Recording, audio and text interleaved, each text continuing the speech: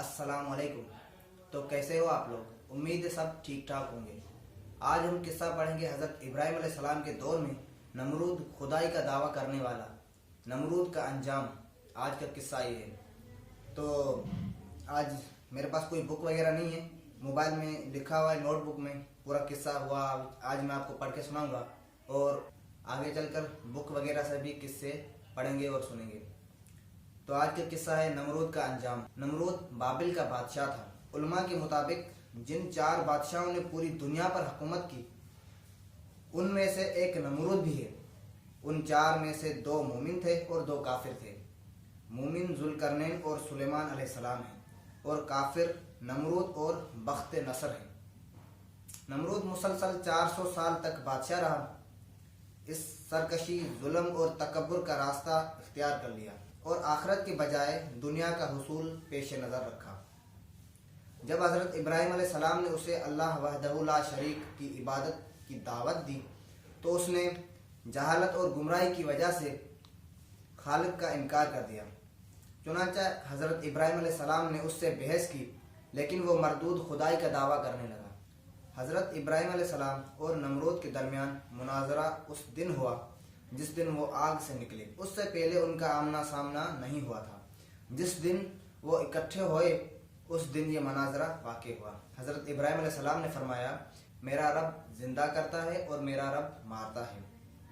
उसने कहा, मैं भी जिंदा करता हूँ और मारता हूँ। और नमरूद ने कहा, मैं भी जिंदा करता हूँ और मारता हूँ।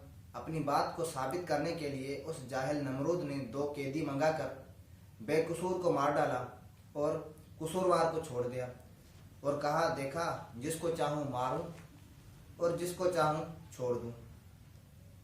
मतलब नमरूद ये जाहिर करना चाहता था कि मैंने इन 2 कैदियों में से एक को मैंने जिंदा कर दिया है, एक को मैंने मार दिया है। उस वक्त तो जहालत का दौर था, लोगों ने उस बात को तस्लीम कर लिया कि बोला एक को मैंने मार दिया है, सबके सामने मार दिया, और एक को जिसको छोड़ दिया बोला उसको मैंने जिंदा कर दिया, उसको मैंने मार दिया।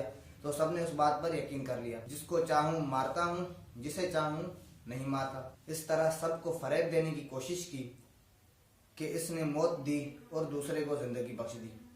इसका ये अमल हज़रत इब्राहिम अलैहिस्सलाम की दलील का जवाब नहीं था और न ही इसका मौजू मनाजरा से कोई ताल्लुक था, बल्कि ये एक बेकार बात थी जिससे जाहिर हुआ कि इसके पास कोई दलील न थी। हज़रत इब्राहिम अलैहिस्सलाम ने जो दलील पेश फरमाई थी वो ये थी कि जानदारों का जीना मरना आम मुशाहिदे की चीज़ है, क्योंकि ये वाक़यात खुद ब खुद पेश नहीं आ सकते। लिहाजा ज़रूर कोई ऐसी ज़ात मौजूद है जिसकी मशयत के बग़ैर इन अशिया का वजूद में आना महाल है। लाजमी है कि इन वाक़यात का कोई फ़ाइल हो जिसने उन्हें पैदा किया, उन्हें अपने निज़ाम का पाबंद किया, जो सितारों, हवाओं, बादलों को एक जगह से दूसरी जगह ले जाता है और बारिश बरसाता है। इन जानदारों को पैदा करता है जो हमें नज़र आते हैं और फिर इनको मौत से हमकार करता है।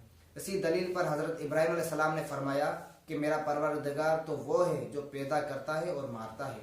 लेकिन इस जाहिल बादशाह ने जो कहा कि मैं भी जिंदा करता हूँ और मारता हूँ, अगर इसका मतलब ये है कि ये नज़र आने वाला काम इसके कंट्रोल में है तो ये सरासर ज़िद और हठधर्मी का इजहार है। और अगर इससे मुराद कैदियों का वाक़या है तो इसका हज़रत इब्राहिम अलैहिस्सलाम की पेश करदा दलील से कोई ताल्लुक ही नहीं। बस वो दलील के मुताबिक दलील पेश कर न सका, क्योंकि बहस में नमरूद की शिकस्त का ये पहलू ऐसा है जो कि हाज़रीन या दूसरे लोगों में से बहुत से अफराद की समझ में आने वाला नहीं था। तो अभी तक यहाँ हमने ये समझा कि हज़रत इब्राहिम अलैहिस्सलाम ने ये दलील दी कि ये सितारे, आसमान, बादल वगैरह जो भी अल्लाह ताला की बनाई हुई मखलूक है, इसको कोई ना कोई तो बनाने वाला है। ऐसे अपने आप तो कुछ भी पैदा नहीं हो सकता, कुछ भी ऐसे हरकत नहीं कर सकता। तो हज़रत इब्राहिम अलैहिस्सलाम ने ये दलील दी कि कोई ना कोई है, वो अल्लाह है। और नमरूद ने ये दलील दी कि मैं चाहूँ जिसे भी मार सकता हूँ, जिसे भी ज़िंदा कर सकता हूँ। तो उसने एक कैदी को मारा और दूसरे को छोड़ दिया। और जहालत का दौर था तो सबने इस बात पर यकीन कर लिया कि वाकई इसने एक को मारा है, दूसरे को छोड़ दिया है। तो सबने इस बात पर भी यकीन कर लिया। अब आगे पढ़ते हैं। और फिर हज़रत इब्राहिम अलैहिस्सलाम ने एक और दलील पेश कर दी और उसे सबके सामने लाजवाब होना हुआ। और फिर हज़रत इब्राहिम अलैहिस्सलाम ने एक और दलील पेश की جس پر سب کو اور نمرود کو بھی لاجواب ہونا پڑا۔ وہ دلیل کیا تھی؟ حضرت ابراہیم علیہ السلام نے کہا کہ اللہ تو وہ ہے جو سورج کو مشرق سے نکالتا ہے، اگر تو اپنے کو خدا مانتا ہے تو سورج کو مغرب سے نکال کر دکھا۔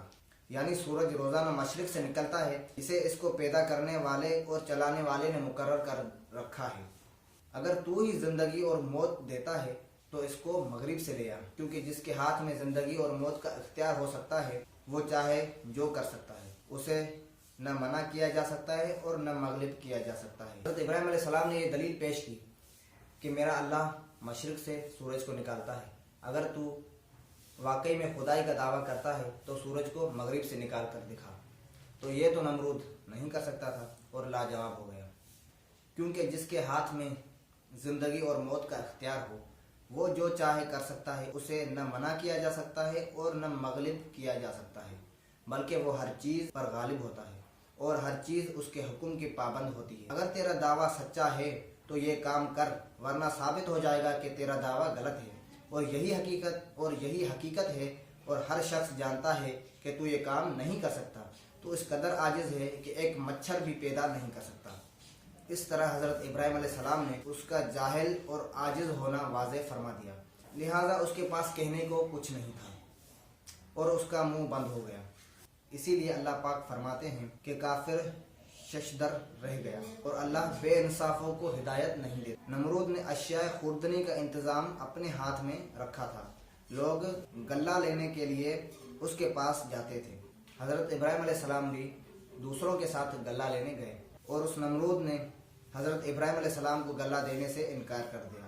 آپ خالی ہاتھ لوٹے اور گھر کے قریب پہنچے تو دونوں بورے مٹی سے بھر لیے اور سوچا کہ جب میں گھر پہنچوں گا تو گھر والے مطمئن ہو جائیں گے۔ گھر پہنچ کر انہوں نے بورے اتارے اور خود سو گئے۔ آپ کی زوجہ محترمہ حضرت سارہ اٹھ کر بوروں کے پاس گئیں تو دیکھا کہ وہ عمدہ غلے سے بھرے ہوئے ہیں۔ انہوں نے کھانا تیار کیا۔ جب حضرت ابراہیم علیہ السلام بیدار ہوئے تو دیکھا کہ کھانا تیار ہے۔ انہوں نے پوچھا یہ کھانا کہاں سے آیا؟ زوجہ محترمہ نے فرمایا کہ جو آپ لائے تھے اسی سے تیار کیا ہے۔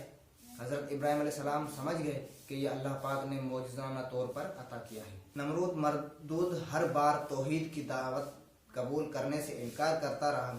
بلاخر بولا تو اپنے لشکر جمع کر، میں اپنے لشکر جمع کرتا ہوں تاکہ تیرے خدا کے ساتھ میرا مقابلہ ہو۔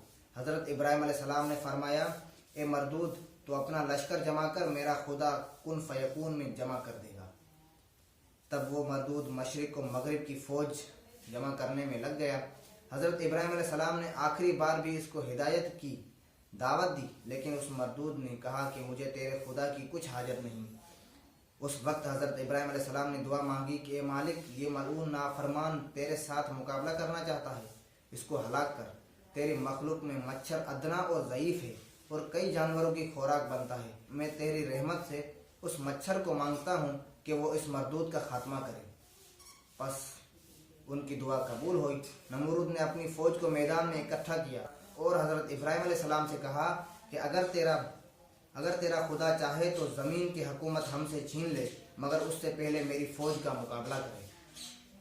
حضرت ابراہیم علیہ السلام نے اس سے کہا کہ مردود دیکھ، میرا خدا کی فوج آ گئی ہے۔ یہاں تک ہم نے یہ سمجھا کہ نمرود نے حضرت ابراہیم علیہ السلام کو کہا کہ میں تمہارے خدا کے ساتھ جنگ کرنا چاہتا ہوں، تمہارے خدا کو کہو کہ اپنی فوج تیار کرے اور میں اپنی فوج تیار کرتا ہوں۔ تو پھر حضرت ابراہیم علیہ السلام نے کہا تو اپنی فوج تیار کر، میرے اللہ کی فوج کن فیکون میں تیار ہو جائے گی۔ اور پھر حضرت ابراہیم علیہ السلام اس سے کہا کہ مردود دیکھ، میرے خدا کی فوج آ گئی ہے۔ نمرود نے دیکھا کہ مانند ابر سیاہ ہوا پر کچھ چلا آتا ہے۔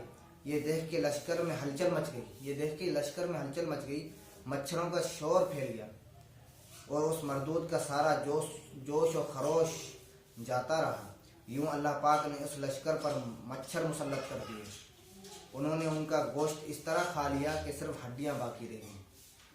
ایک مچھر اس پلید نمرود کے ناک میں گھس گیا اور دماغ میں جا کر اس کا مغز کھانے لگا۔ مردود اس عذاب میں گرفتار ہوا کہ جس کا چارہ کچھ نہ ہو سکا اور ہر کسی کو سر پر لکڑی یا ہتھوڑا مارواتا، جس سے مچھر کچھ پل دم لیتا اور اس کو چین آتا۔ शब रोज़ उसके सर पर सोंटने खाते हुए गुजरने लगे, हत्ता कि अल्लाह पाक के हुक्म से वो मरदूद कुफर की हालत में हलाक हो गया। तो आज हमने नमरूद का अंजाम पढ़ा। आगे चलकर और भी किस्से पढ़ेंगे, इस्लामी किस्से और सच्चे किस्से पढ़ेंगे। तो अगर आपको वीडियो पसंद आई हो तो वीडियो को लाइक करना, और आगे ही ऐसी वीडियो देखने के लिए हमारे चैनल को सब्सक्राइब कर दें और लाइक कर दें, ताकि हमारी हर आने वाली नई वीडियो का नोटिफिकेशन आप तक पहुंचे और आप अगली नई वीडियो को मिस ना कर पाएँ।